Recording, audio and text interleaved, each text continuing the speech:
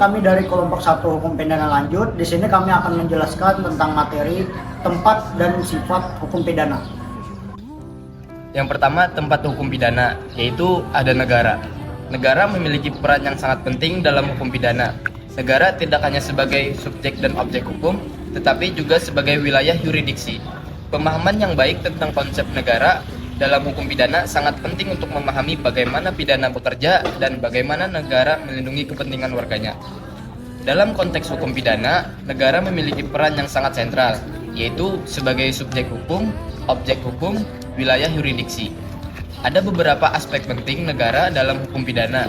Yang pertama yaitu kedaulatan negara, prinsip legalitas, prinsip nasionalitas, prinsip universalitas. Yang kedua, wilayah. Asas hukum pidana ini dilandasi oleh kedaulatan negara. Negara yang berdaulat wajib menjamin ketertiban hukum di wilayah dan oleh sebab itu, negara berhak menjatuhkan pidana bagi siapapun yang melakukan tindak pidana di wilayah tersebut.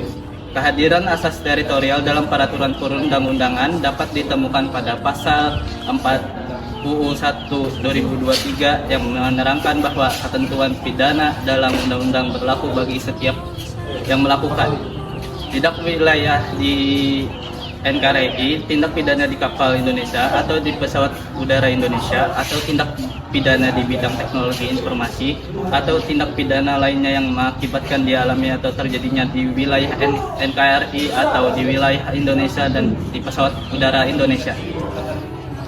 Yang kedua, sifat hukum pidana. Sifat hukum pidana terbagi menjadi 4. Yang pertama kompulsif, yang kedua punitif, yang ketiga penegakan hukum, dan yang keempat penyembuhan dan rehabilitasi. Kompulsif merupakan sifat yang paling umum dalam hukum, dalam hal ini hukum pidana.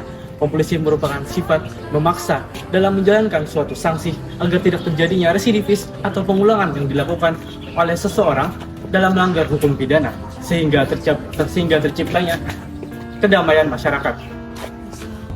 Yang kedua ada sifat punitif. Sifat punitif sendiri merujuk kepada karakteristik hukum pidana yang mana memberikan sanksi kepada individu yang melakukan atau melanggar atau melakukan tindak pidana.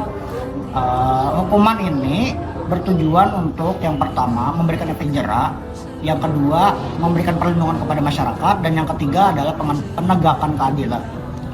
Berikut ada beberapa karakteristik dari sifat punitif di hukum pidana.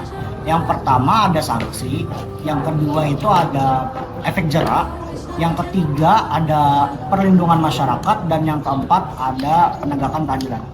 Dan ada 2 asas yang melindungi atau mendukung dari sifat punitif ini. Yang pertama ada asas legalitas, dan yang kedua ada asas humanitas. Yang ketiga ada penegakan hukum. Dalam hukum pidana, ada 4 aktor utama yang berperan dalam proses penegakan hukum, yaitu polisi, jaksa, hakim, dan pengacara. Berikut peran masing-masing.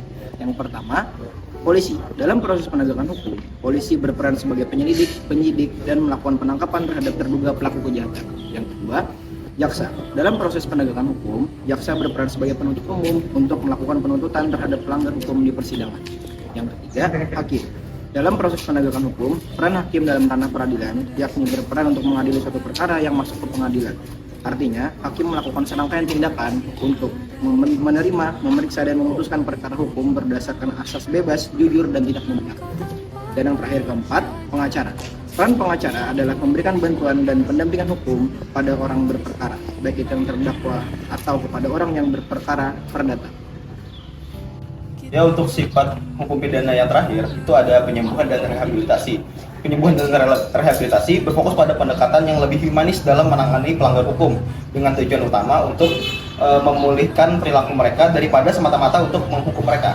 Sifat utama pendekatan ini adalah pemulihan, di mana penanganan pelanggar dilakukan dengan memperbaiki masalah-masalah mendasar yang menyebabkan pelanggaran seperti kecanduan, gangguan mental, ataupun masalah sosial lainnya. Pendekatan ini diterapkan sebagai upaya untuk meningkatkan keberhasilan pelaku dalam berintegrasi kembali dalam masyarakat dengan memberikan mereka peluang untuk memperbaiki diri sehingga mereka dapat menjadi anggota masyarakat yang produktif dan meminimalisasi risiko kejahatan yang berulang.